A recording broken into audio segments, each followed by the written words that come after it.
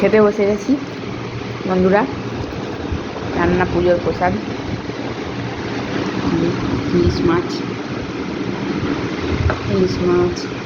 পোনা মাছ, বড়া, ভাজা মাছ। বাবা আসলো ওদের, ছেলে খাচ্ছে এখানে, ছেলে খাচ্ছে।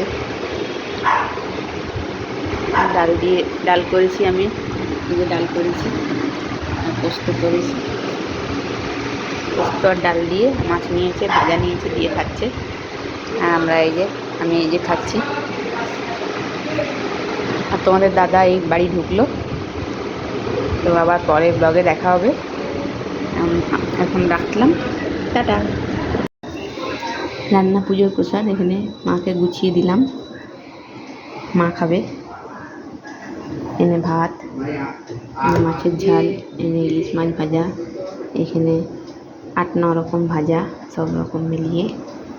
এখানে একটা চচ্চড়ি, এখানে ডাল সেদ্ধ, এটা বাড়িতে করেছি পোস্ত।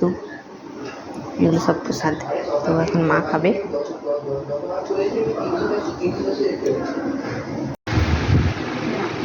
বাবা এসে গেছে, বাবা এসে খেতে বসে গেছে। এখন দাদা খেতে বসে গেলাম। দাদা চলে আসলো, খেতে বসে গেল।